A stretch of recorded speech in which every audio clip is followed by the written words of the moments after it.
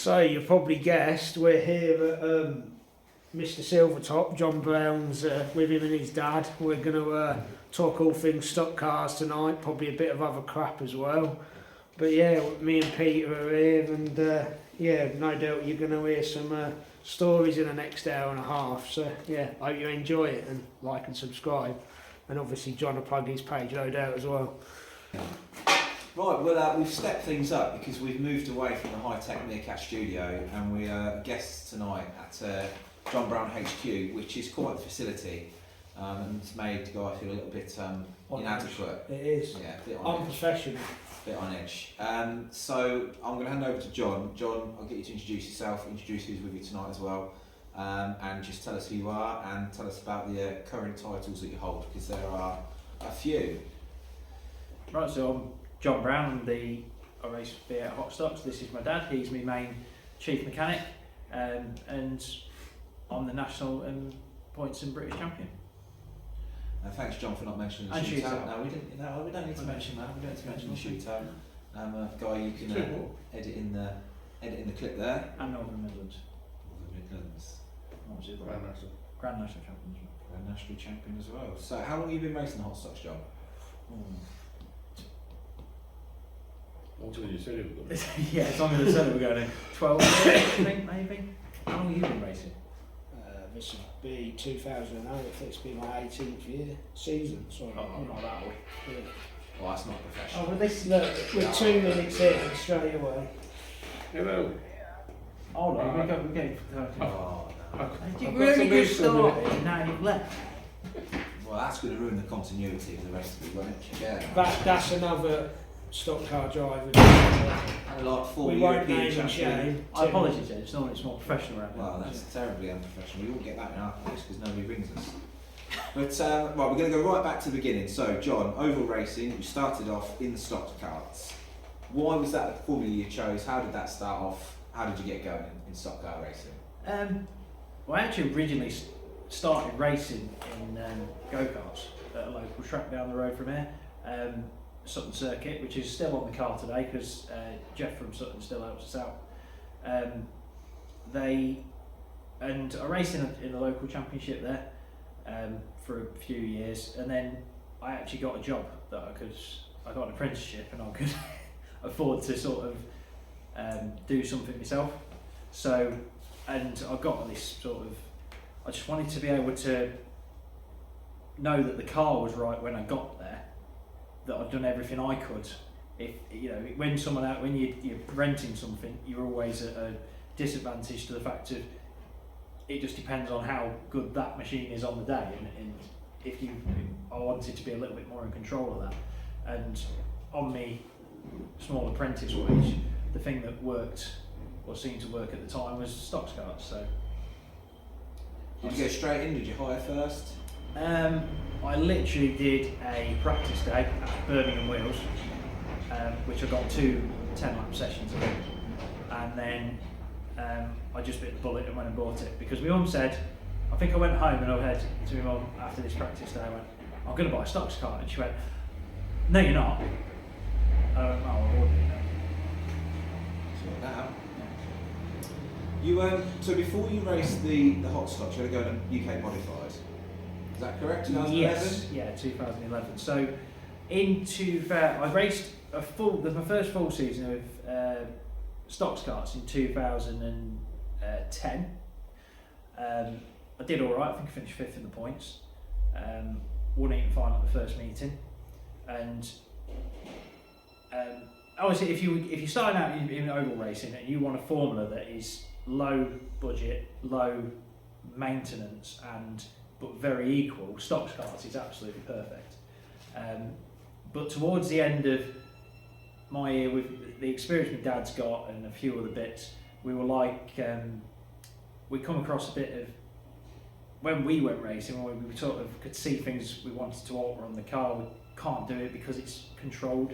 The old general gist of it is that it is controlled, so that you can't go running away with altering things and doing different things, which is perfect for what it is.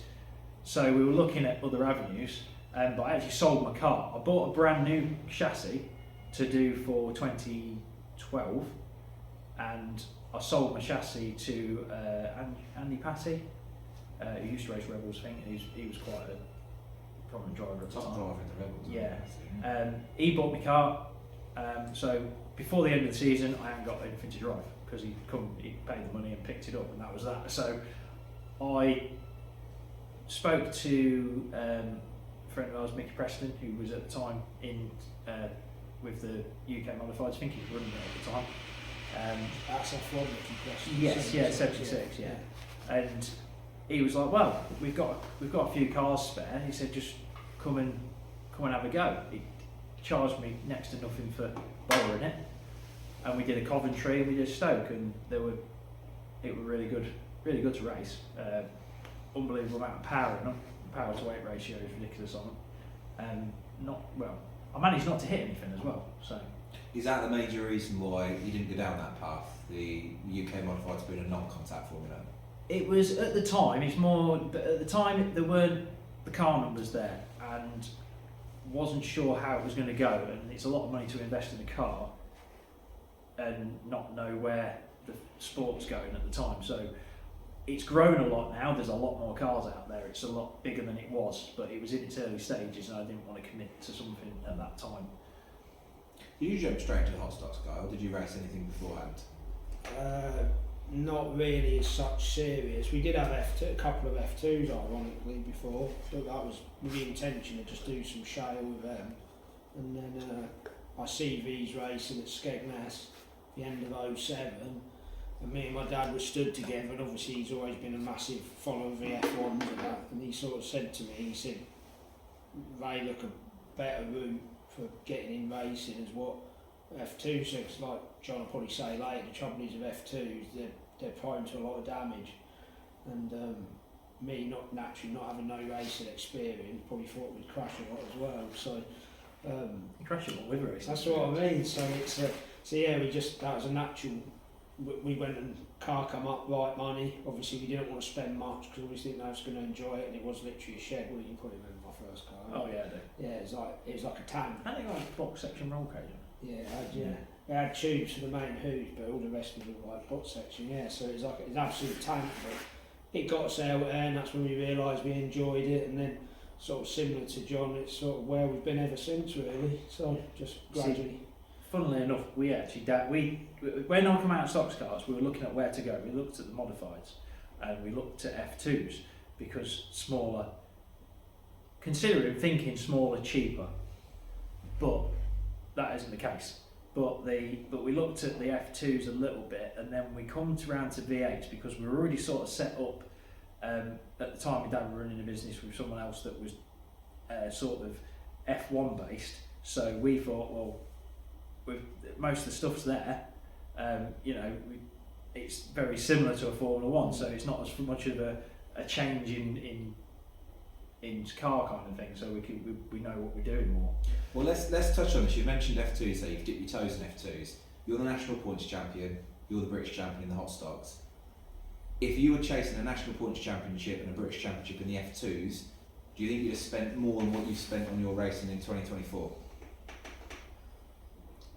I'd say yes. I think, but at the same time, yes, because there's more meetings. F2s is horrendously competitive. Not saying V8s isn't, but F2s is like another level. And you've got the driver base. You can race in Scotland, Holland. You can be right down south, right up north. If you're going to chase the points, you're going to have to go nearly everywhere to do what you get to compete for it. So I think it would be it's just another level. It still baffles me, and then you can have Moody racing at Kelder Beef on a Saturday night, and then Sunday afternoon he's down in Skegness or pretty out tournament or somewhere. Yeah, some commitment, definitely. So when you did jump into the V8, you hired from Dougie Brasher. Yeah. How did that come about? You see an advert, you ring him up. How did that go about back then?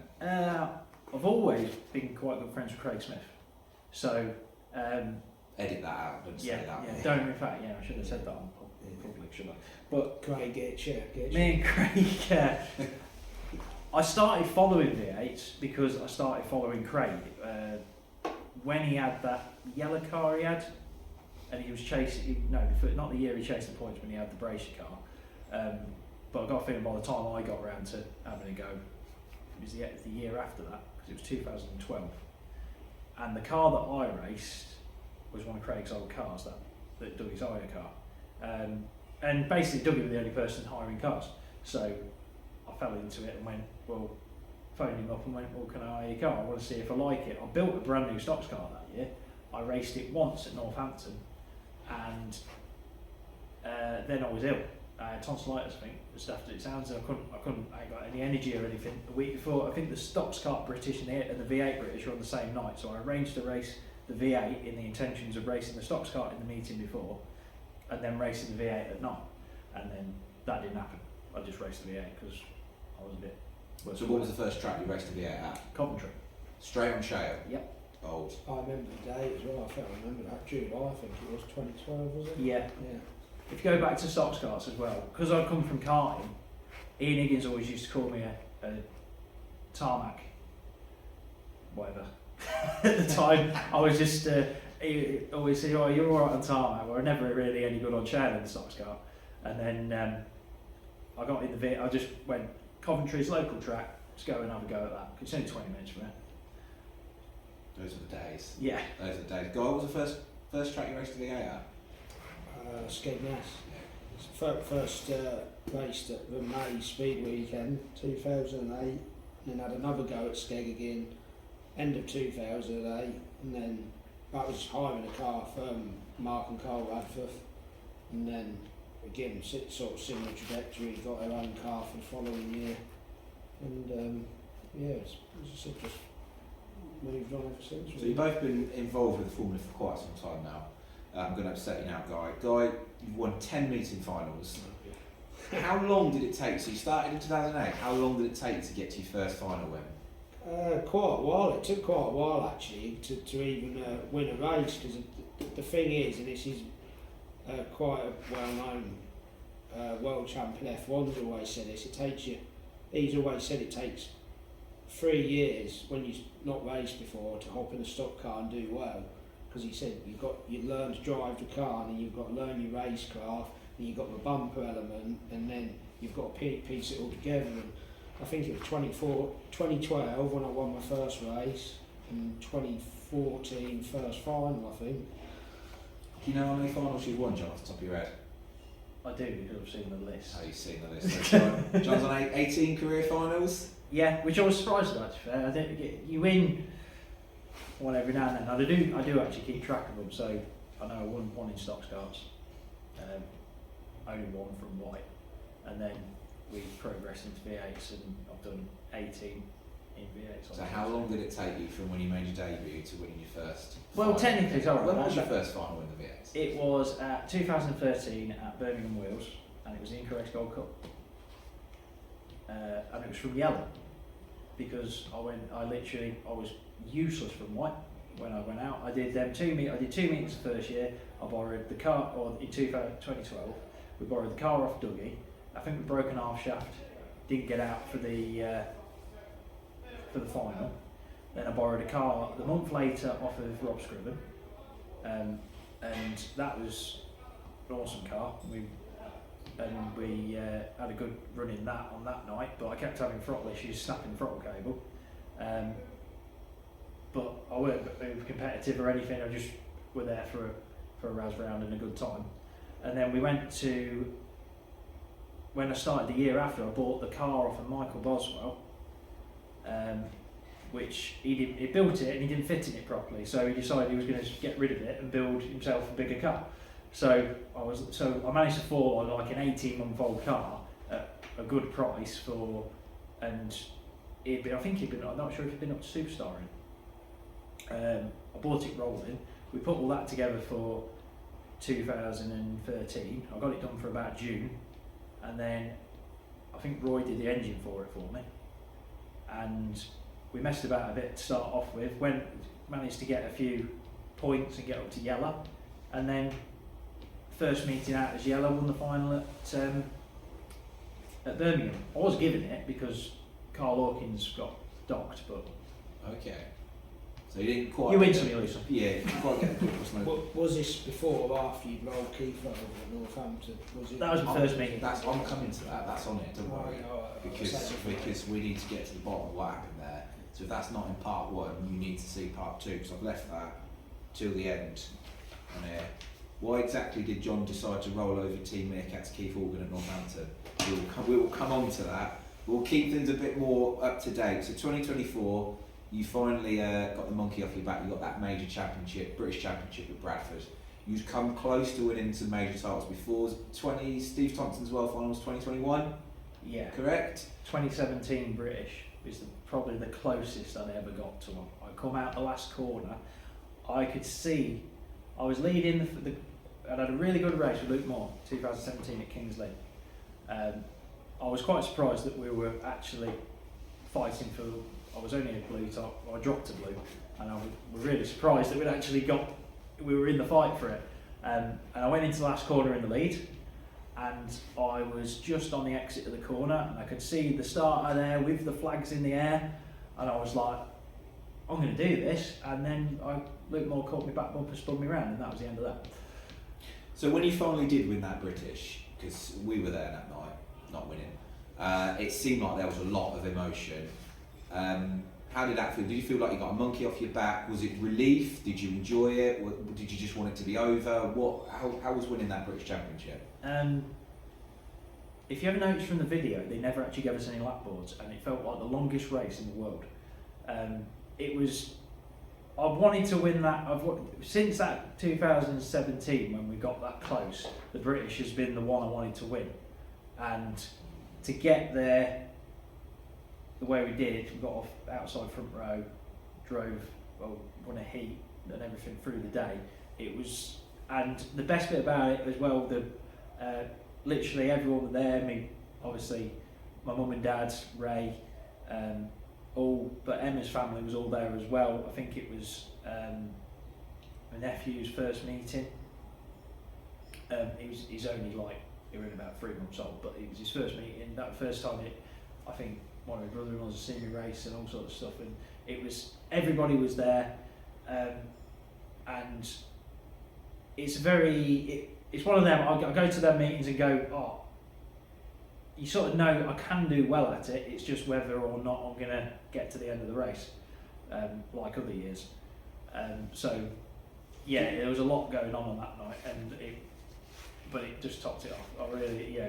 We fought for that race, for that championship for so many years, and to finally actually cross the line and get it under a belt is amazing. Yeah. Do you think getting out with that massive stand at Bradford full of people, do you reckon that made it a bit more on perhaps other tracks as well? I didn't realise how many people were there. Yeah. You don't notice it, do you? Because it's all empty. Do you know what? To say that, we often stand on the back straight at Bradford, and if you sit in the home straight, you probably don't realise when the crowd is reacting during the race or after a race, the sound carries out of that stand, and it sounds like you're at a football match, which we're probably not used to. I know some of the rugby league fans aren't crazy about Hotstox Stadium, but for us, for our sport, it's impressive. When I got out of the car after the British and I climbed up on the wing, and I was looking for Emma, and normally when we race Bradford, the crowd isn't that full, and one, I couldn't find her, but secondly, I jumped on the ring, I threw my arms in the air, and then you just heard this absolute cheer out the stand, and it was like, wow. And it's not only the fact that they were there, it's the fact that they appreciated the race and everything else, and that you've done it, and that was, it was just another, I wasn't expecting that when I got out, which made it even more special. So also at Bradford last year, we've joked about this a lot, obviously. I'm going to talk about the shootout.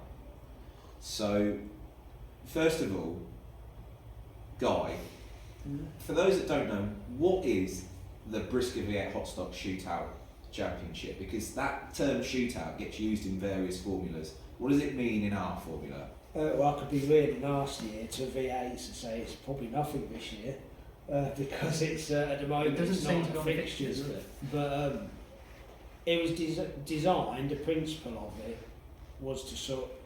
The idea behind it, because I was actually one of the people that really wanted it to happen, was to create a bit of a buzz at the end of the year and have a roof colour. But since then, not through me personally and not for anybody in particular, but it seems to have, I'm not going to say lost its way, but one, it's not at the end of the year as it was last year, and two, it's sort of, it's a one race thing, so you're putting it all on a line, and like me and John have gone on about this, it's nice to win it because obviously in the rules at the time it was a roof colour, but for some reason it's not got the same oomph behind it as what the others are. Perhaps because they're prestigious titles and perhaps this was new, I don't know, but it's still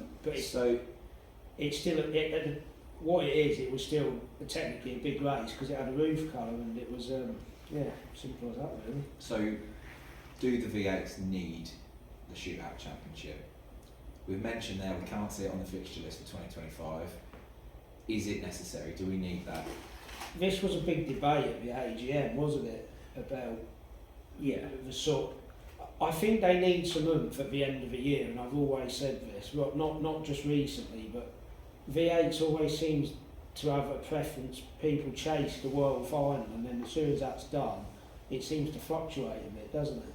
Is that not the same in all formulas though? It does, but I think the trouble is the F1s naturally have a shootout, and they haven't, like, which is done different to ours, obviously over rounds and a few other things. And the V8s have a respective meetings. We have like a challenge series, but again, a way, in my opinion, it's manipulated. If you have a white top score a massive round because they're on a multiplier system, it can be over in one round, can't it? Effectively. Yeah. It's difficult because does it need the shootout? Is one thing. We need something. We need something at the end of the year, Yeah. or we need something? I'd say we need something at the end of the year. But the problem that I find the challenge, maybe instead of a shootout, the challenge series is a kind of shootout. And put like a roof on that or something. Yeah, exactly. Yeah. Do we go down that route rather than going down a route of something new? Because the problem is there's a lot of trophies, a lot of races in V8s. John's got most of them. We try and minimise the season down because part of it being a budget formula is less meetings. In my opinion, that's more where the budget is. If you can have the car if you don't have to take it out as often, because you can afford to let it, because that car will last longer, more years, more sort of. So what do we do? Do we want to race once a month? Do we want to race once a fortnight? Do we want to do a double header every fortnight? What? Ideally, it'd be once a month. Not once a month, sorry. Once a fortnight, because you've got a weekend off to do whatever you want to do.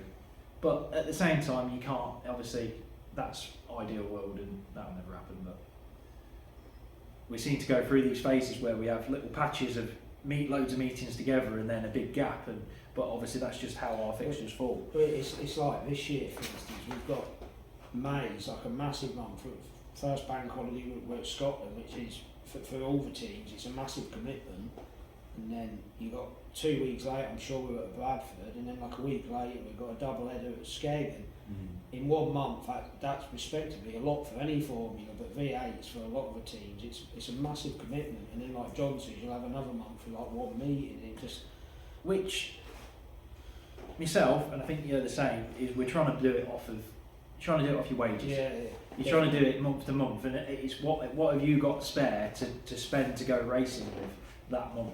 So I look at it and go, well, yeah, it's all right if that falls within your paydays. That Skeg double header falls, you got Scotland and Skeg in 2 separate payday months, effectively, would be fine. But if they fall in the same one, you've got to try and you've either got to save up beforehand or make it last longer, or do less. Or you've got to pick or choose which one you're going to do. It's a very difficult sort of situation to negotiate. I mean, do you go down the route where every meeting is a Saturday, Sunday meeting? I like the prospect of that myself, but then I also think if you haven't got the facilities or transport to enable you to stop out and you go on a hotel route or something, then it becomes very expensive again, doesn't it? Because like yourselves, if you've got a team of say 6 or 7 people and you've all got to get hotels to do it, is that then logical to do? It's job as hell, isn't it? Yeah, it's hard. It's hard to negotiate the differences, isn't it? Because if you have double headers, which we had a lot of last year, And apparently we had some good attendance on them double headers, which I'd rather spend one lot of diesel going to, say, Skeg for a weekend than go Skeg this week and then still be going Skeg next week because we've got 2 meetings and they're 2 weeks apart, or going Yarmouth twice in a year. But it's hard to. Then you've got other people obviously haven't got. I've put myself in the position where I've got the facilities to do a weekender, where other people haven't. So it works both ways. But it depends who's got what kit and what they can do with it. Because I don't really fancy sitting on Buxton Hill in a tent. No. To be honest, I don't fancy sitting on Buxton Hill full stop, to be fair. the bus can't get up Buxton. No, that's what I mean. It's what I mean. Not when he's driving. No. It's Sam here. I did say though when I see the track had been short, and I thought I might actually have to try it again this year. I reckon you should do that first one. Right. That's what he's doing it for. He's trying to get you back. He's thinking Guy Jolly hasn't turned up in like 2 years, so we better do something. Next World You Final. won there year before last, didn't it? Waste of time, wasn't it? Yeah, he went to April and qualified for scored 5 points, I think. 5-1, yeah. I know, true. That's true. I just want to go back to that shootout. I'm going to rub it in a bit.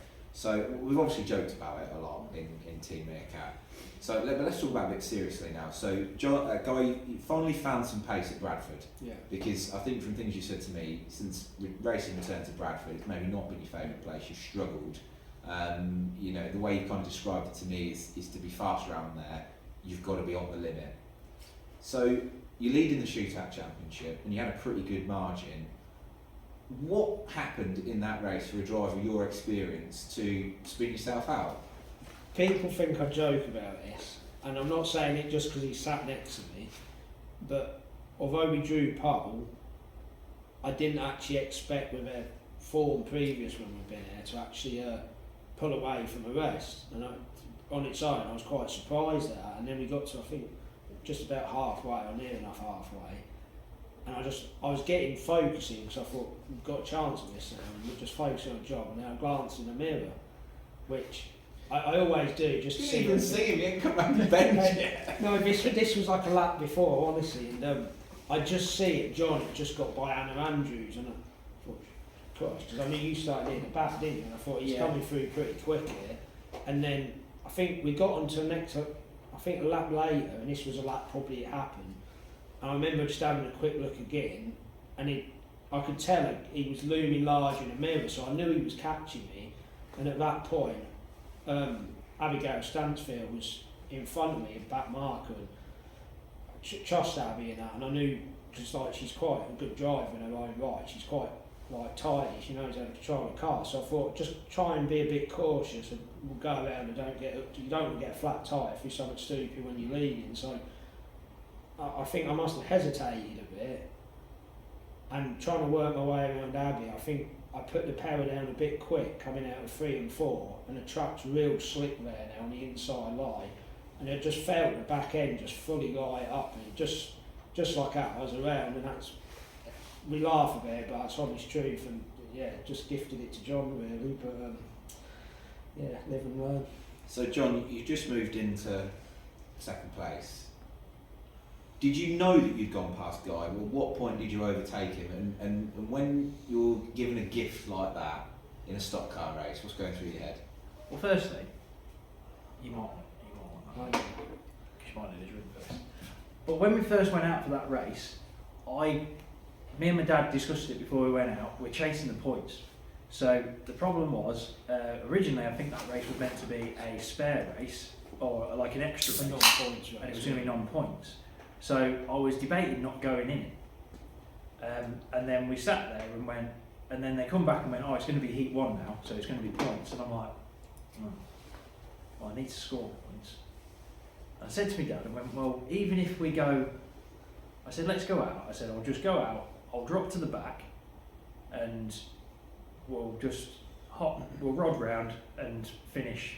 I said, as long as we're in the top 10, we've got a few points out of it, it's points that I'm not losing.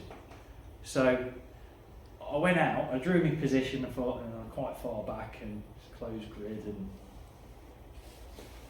this. So I thought, well, I'll give it a bit of a go off the start and then we'll see. And I got a really good start, and I pulled, and then I got past a few cars, and we got up into second, and there was Guy, not so far in the distance, like thinking, and I'm sitting there thinking, oh, he's going well, considering it's Bradford, and yeah, and then we come down the street. I was like thinking, well, He's trying to make me feel better, isn't he? well, I felt like I was catching you slowly, but it was whether I got enough laps versus the speed I was catching you at. Because, and then when you get to someone, getting by them is a, and I was just considering all this going down the back straight when I was looking at your front bumper, and I just sort of laughed. You've got to edit in the clip because the best bit is the noise that Jamie makes. Oh yeah. Yeah. And I just thought, I said thanks, Guy, as I went by. I can imagine you did as well. You won't be doing that at Bradford in September though. No. So you can forget it, mate. But That's not gonna happen. looking back on it, I think in a twisted way, it did help me the rest of the weekend. Because I think I was so annoyed at myself. Because even forget the shooter, in any race, if you do that, even in a heat, you're going to be frustrated, aren't you? No, Jed Sturt found out you were frustrated. Yeah, and I think that probably spurred me on the rest of the weekend then, and just we had a good weekend after that, which probably made a bit like soften the blow a bit. But yeah. You mentioned John going out and considering that you might drop to the back. When spectators are watching stock car racing, why do we sometimes see some of the biggest names, some of the top drivers, almost move over at the start of a race and drop right to the back of the grid? And maybe we're expecting that they want to get big hits in straight away. Why do we see top drivers almost moving aside and letting a few cars through? The only time we really ever consider doing things like that is because the car's not right. If the car, stock car's a stock car, and you need to be able to drive it all the way through. If you get put through the wall halfway through a race, I got put in at the European the other year, and the car was any which way but what it was at the start of the race. The back axle was bent, the front axle was somewhere back under the radiator, and we managed to rally it round and get to the end of the race. But sometimes you know you've got a problem to start off with, and at that point, you don't want to be in the firing line straight away. So you normally just sort of cut your losses at that point, and maybe just some people. That's my opinion if I'm doing it. But if other people might just be trying to get out of the way and they'll drop to the back and pick up the pieces. But I'm going to throw that to you, Guy, because you did that several times in 2024, and actually some of the best results you had came from races where at the start of it it almost looked like you were pulling over, letting the superstars through. Why do we see you doing that? A bit like John says, sometimes you got, especially me, I like to have knowing that you've got a feeling of a good car underneath you, which if you're not, like John will probably admit this, you kind of gather from the way you drive a car, because you do it so regular, how a car responds to what you're doing. And if you know it's not quite on pace, I'd rather, this is just my personal preference, I'd rather let the quick lads dupe it out, and then I'm happy to get a 4th or 5th with probably not as good a car, than try and hang it out and probably end up in a fence because you're in a way. But on another factors, which I will openly admit, sometimes it hasn't been an advantage because you drop back and naturally you've lost a lot of ground, realise later on the race does come back, and then it's too late because you've already. But I'll be first to admit I'm not naturally a big aggressive driver, full stop. So obviously, for me, it's well, yeah, we won't go on about that. I was probably a bit excited for what I found, but yeah, as I said, everybody's different, aren't they? As I said, I'm not a most aggressive driver. I don't mind admitting that. And for me, sometimes, like Yarmouth as a prime example this year, I knew my car felt good, but I always put like tarmac racing. You've got an A and B class, and like your real quick lads like John and a few more, they're going to be naturally like week in, week out. Whereas if we get it right, 1 meet we'll be here, but then another week we're probably a midfield car, do you know what I mean? So I've always found on your day, a track like Yarmouth or Aldershot, you are just, you're in a class of your own. Yeah. At times. You can just, you'll go off. You won a few weeks at Aldershot the other year. Yeah. Taunton was good. And Taunton was good. It's the little tracks. You just don't like big tracks here. No. To be fair as well, I mean, I'm not chasing points and that. I like John and that and Tommy and stuff. They want to chase points, and I'm not going to be a one to intrude on that. If they're battling at an end of a year like Sheffield the other year, I was quite content picking up world qualifying points, letting them do their own thing, and end of the year you don't want a stack of damage and laying mud and stuff in the pits, fixing it to get it out again, do you? So I've never seen you laying in mud in the pits. well, no, well, You're speaking to Jamie. Yeah, I've seen Jamie laying in the pits. It's not Jamie. There was a chair here for you after all, mate. I know. Yeah. You could have been here. We'll be getting complaints again about lack of Jamie content. I was thinking earlier, this is funny, just off script a bit, like we was going on about final wins, and I was thinking this last night when we was going to do this. I thought probably both of us, if you took our sort of paths we've had, there's probably 2 or 3 instances where if John hadn't been racing, I'd have won some extra finals, and there's probably the same for him. He'd have won 2 or 3 extra if it hadn't been for me. But that's just racing, isn't it? Really. So Yeah, Guy beat me in the tarmac final. I know. Shocking. Did you have a puncture? He did get done by flags. I will hold my hands up. I was half a lap in the lead. You'd actually cost a lot. I'm sure you cost a lot. They threw the flags they threw the yellow flag as I come out of turn 4 Yeah. because Guy was too far behind. Yeah. So they closed it up, and then Guy got round me on the restart. That doesn't sound right. Yeah. I'm not. And I even seen him paying the officials afterwards. Did you? Who's paying who at Hennisford then? At that British? No, we said we weren't going to talk about that. No talking about British Championship at Hennisford. There's another moment that sticks in my head, a funny moment, and you laugh about it now, but when it was a COVID. Guy again, wasn't it? So you could get in the top 3. He got top 3, yeah. Yeah. So he fiddled the Gillen's car, getting disqualified. It's been on the board, isn't it? I always stick in my head the COVID year when the official points were done after one meeting, and I thought afterwards, John, yeah, you technically won, but you did win on points that year, didn't you?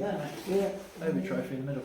Yeah, but John won a final that day, and I was second. I remember on the way home, I think you was with us that It was day. Milton or wasn't it? Yeah, and we was all saying, bastard, if John hadn't been there, I would have been alright today. Because we was like next best car. John was just in a class of his own, and we were sort of in a class of our own in second, but it's just the way it goes sometimes, isn't it? That was the last time I raced that car, wasn't it? Isn't it? Yeah. I remember having that step round Yeah. turn 3 and 4, and you used to drive into Yeah, the like step and bounce curves, around the yeah. corner and get out. So for a lot of stock car fans, when you look at the pecking order of stock car racing, you've got your British Formula 1 stock cars at the top. The V8s seems to historically have been a really good feed series. I'm back. Do you want to pause now? Or do you want to carry on? No, okay, we can have a Because minute. you've spoiled it now. What's that? Well, I'll pause it. I do have. When he's reappeared, he's just going to pop back in part 1. So He's going to go dink, dink. that might get noticed. That might get picked up.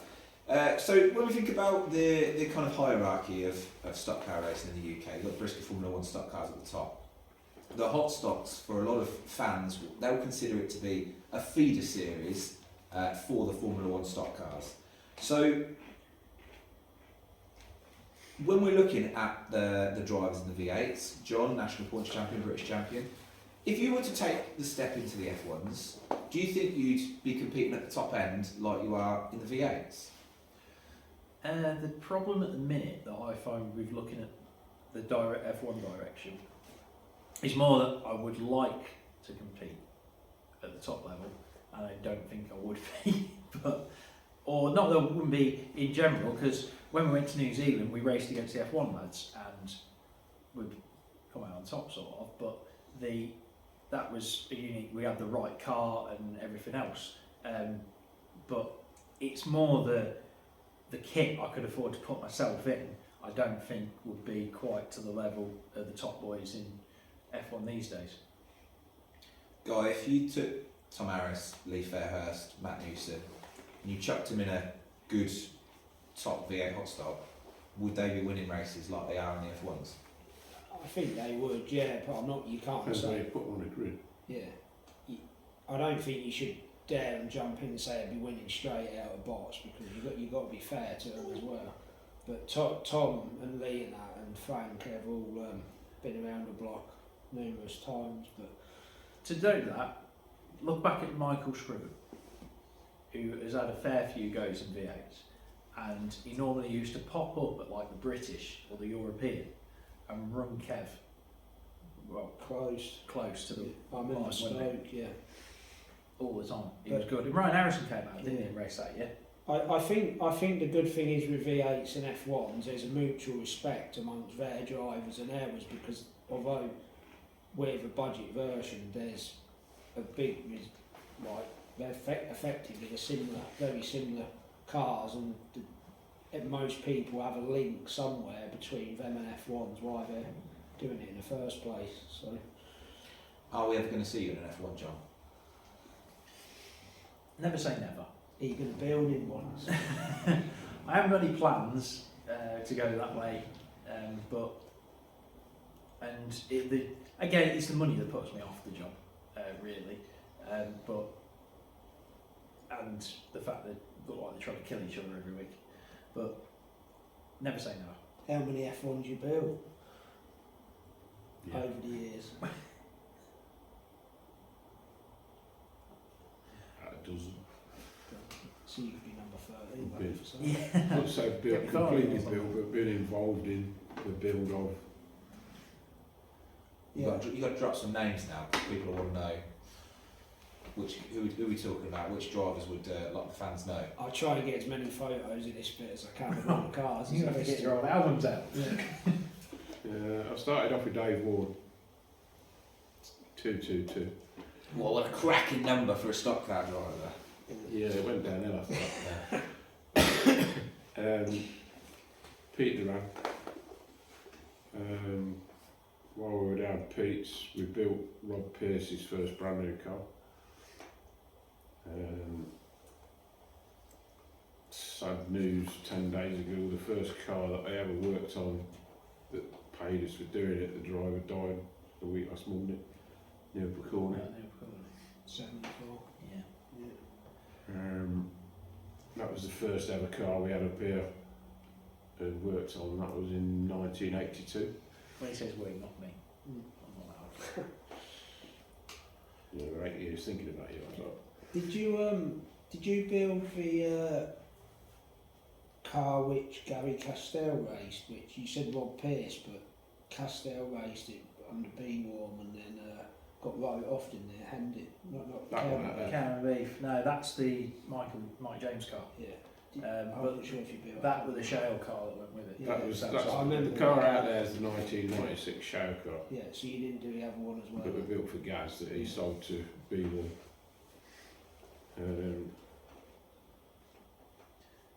John Wright, 128.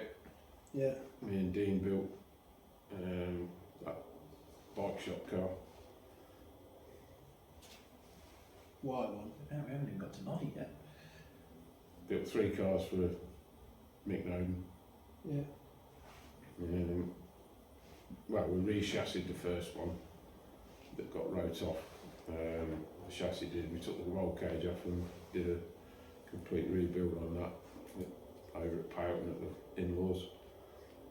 Me and Dean did it, and Stanley did all the bodywork, the father-in-law.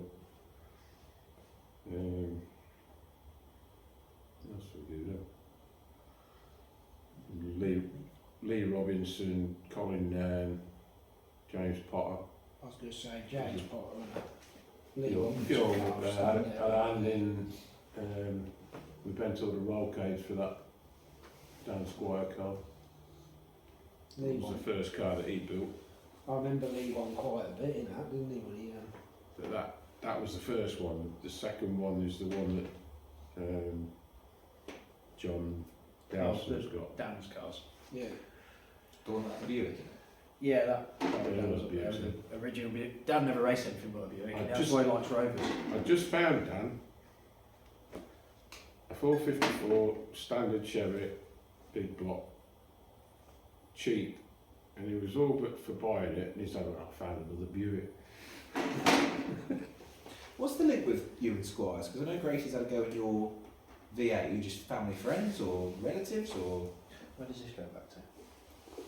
When I was doing forklifts, I did a lot of work at Britvic, at the NDC at Magna Park, and Dan was an apprentice engineer for the site. So we spent dinner times and breakfast and tea breaks and that talking and chewing the cud about stock cars. I'm sure Yeah. someone told. Has he still got the Buick out that car? No, He didn't Dowson. John Oh, did he Dowson. sell? He sold it with Yeah, the car. Dowson. Yeah, so when Dowson first raced the car, it had the Oh, I see. Buick in it. Dan always drove it with a bit of care because he knew how his dad had put it together and what was inside it, and it needed looking after. And Dowson showed how quick the car was because he didn't give a about the engine, he just thrashed it. It just showed what it could do, but Yeah. it went all right for a while and then it gave up. I always remember Dan in about, I think I spoke to him about this at a meeting, probably about 2002-3 time on Shale. He had that spell where he was like win-win-win, even from like Yeah. red, weren't he? He was just winning all the time Well, on there was Shale. one patch at Coventry where he was Yeah. mixing it With every the month, best of wasn't them. he? Yeah. Yeah, it kept And then David drove the car on tarmac and he did quite well with it as Yeah. well. Did he run up the bank at Birmingham in that and flip it upside down? That was that storage car? yeah, I remember it about happening. It was, I think that might have been Story's car. 'Cause Yeah. Didn't Kev Smith got used that for a bit in his final? Yeah. I don't know where Kev drove the tarmac. Did they have that car? Pretty had to go, Not that didn't one. I know Kev done a semi-final, but Because Lundy had to go in that to try the engine before he bought one off Peter. Right, so we'll move forward. So you mentioned you raced against some of the F1 drivers over in New Zealand. So I want to talk about New Zealand a bit. Well, Mr. Kev Winsworth's car as well. you Wow. are. You mentioned it. Kev Winsworth's car that Yeah. Richard Woods has got now, Yeah. that was built here. Yeah, I could, roll cage, so I Yeah. recognise the resemblance now. Yeah, but Kev Winsworth was Yeah. rather large. So John, when you went over to New Zealand, what formula did you race in, and how did all that come about? Because that's a big job going out over the other side of the world and racing in New Zealand. We've done it twice now. The first time come about because we supplied the car for Beck Sparta race in the 2014 15, final, I wasn't think. 14. 15 was 15. when I was on the second round. So I was right down the grid and I was like, well, I'm not going to get anywhere from, I was a yellow top, weren't going to get anywhere. Thought, oh right, better. I'd spent a lot of money on the engine that year and thought, well, Guy Parker sorted it out with me. We already got a bit of a link to the bars because my dad helped Graham back in When Graham built that 1988. Andy Webb car that is now, 1988 when he come over, I did all the wheels for him, and Mick had a year off because he moved garages, so I helped Graham at the track all through the year with it, so I got to know Graham over the 12 months he was here, and then we got asked if we'd lend the car to his daughter, which we did. Yeah, and that was so the first time I went racing. And he got a standard lap stock. light. Yeah, I got lapped to it. I put myself in the wall. I actually raced that meeting in Tim's car now, which is at the time Dougie has still got Chris Bracier's World Final winning tarmac car, and yeah, for a bit of an inexperienced driver I was at the time, it was a bit much. It's a bit lively for him, he couldn't get the wheels on the track. So yeah, we basically they gave me a drive over there for lending the car over here. So. In what class did you race? That was in Stockcars, which is standard stocks, which is basically the equal to V8s. They're the same as super stocks, but they've got a straight six engine and skinny tyres. Yeah, they've got a little bit of a better Chip shifting. system over there. So their two cars are identical. So it's like having basically they're all on say an F1 chassis, but they run the cheaper axles like we run in the Hotstox. But you could literally you could bolt 4 wheels and tyres to the car and go and race in the super stocks. Well, they did, because Yeah, that's what it is, mate. Scullin did the year he raced in the teams. He ended up with a standard stock racing in the teams race. Okay, that's interesting. But it's just it would be a little bit better way of doing it, so that you could transfer between the two without having to completely change cars. So Thomas Brighton's just been over there, and the housewife's choice, Declan Gwynn's been there as well. Do you think that's going to make them better drivers having that experience in New Zealand? Do you think it made you a better driver? It gave me more confidence. The second year I went, 2020, which was COVID year, wasn't it? We literally did. I went out again. I spoke to Bex before I went out, and I was like, "Oh, could you see if you could get us a car?" And She come back and went, oh, I've had a word with my dad, and he says you can have his. And I'm going, oh, hang on a minute, Dad hasn't got a standard stock. He's got a super stock. And she was like, I went, what, the super? And she went, yeah, that'll be alright, won't it? I'm like, oh, I'm not Don't sure. tell your mother till we get there. Yeah. So, and we had a good run in that. That was like probably one of the top cars in the country. And just getting out, I actually managed to win the feature on the meeting we raced against some of the top lads in, well, one of the top lads in New Zealand, and obviously I don't think Frank was racing, but the rest of Team G were racing that night. Drop some names for us, because a lot of people know who the driver you're talking about. I started on the front row in the final, or the feature, whatever you want to call it, next to Carl Hawkins, who I've had some fun with in V8s. We used to trade Grand National wins in V8s, so yeah, I managed to drive off from there. And basically the guy, the home track hero, I probably said at the time, was this Jason Long. And one NZ the year before. The year before, yeah, and we managed to basically got all the way down to the last lap, and I outrun him on the last lap, and took that race win. Otherwise, he'd have won all 4 races, the team's race and all 3 heats in the night. That was a different experience, because over there, Stockcars is massive, and like you suddenly get this. The phone didn't stop for the next 3 days because everyone's talking about this meeting at Hawke's Bay that we did. But yeah, that gave me a lot of confidence then coming into the season. So, and you got to remember as well, if normally you're not, like we haven't raced since Skeg. So, Well, for me, it's in September. oh yeah. You didn't race Skeg either. Oh, I didn't race Oh, Skeg. yeah. Only the brave race the Skeg Escarpment. Well, you've not raced for that long, but they've been out there and they've raced loads. Well, Thomas has raced loads, hasn't he? He did about probably 4 meetings, and just keeping your eye in that much will make a hell of a difference. I mean, he's already up there every week anyway. So, but then giving yourself that little bit of confidence that you're already sort of sharp, you haven't lost your edge. I think it'll make a big difference. Deck, I haven't seen any videos. I want to see some videos of Deck racing because it sounded interesting. He started a race in reverse and backed into the car behind him to go Was forward. that him? No, I couldn't work Was out that him if or that's him or Thomas? Thomas. Was it Yeah, because Thomas? his dad said try going forward. Sorry, Deck. Sorry, mate. They bombarded him a lot of footage. They didn't explain what any of it was. They just said put that in your file. So just put it in. The trouble is as well, they'll let you go and race with someone else's number. Yeah. So it's whoever's number's on the car. They're like, they tell when you book in. When I raced Graham's car, he went, oh, you raced 32p, and I was like, oh yeah, well, I want to race my own number. So I sat and spent hours We spent the whole afternoon taping my number on the side of the numbers car. onto Graham's car. We peeled them all off and stuck them up on the wall in the workshop. Right, I'm going to get 3 of you to work together now. Okay, let's say 2026, you've got Team GB going over F1 drivers. If the Hotstox send over a 5-driver team to New Zealand, which 5 drivers are you picking? And let's make it current drivers only. Which 5 current drivers would you pick to take over to New Zealand if you 3 were team managers? Does Billow's classify? Because he'll be racing this year.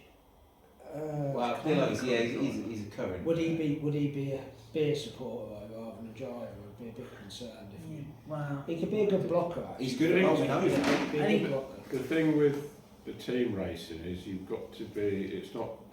A lot of It's people not the pick, best. It's not the best drivers. It's the drivers all They're work put on together the line, as a yeah. team. You've got to have good drivers. You've got to have thinkers that can read what's going on. Because there's only 4 cars in each team, so there's only 8 cars on the track. There's not a lot of so that's much traffic ruled out if the one as thinkers. such, but you've got to read what's coming and what's going on, and you can see the not the amateurs, but the inexperienced ones trying to block a car, and they don't set off soon enough, and then the car's gone by before they've actually got up to speed to be able to do anything. But you've got to read if the runner gets held up, that somebody else has got to do the running and not block. So come on, we need 4 drivers in a reserve. Which 5 are you taking Timmy. next year? Yeah. Yeah, it's fair. That was, I didn't think of that. Timmy Aldridge. Thomas Brighton definitely, because obviously he's got the experience of being over there anyway.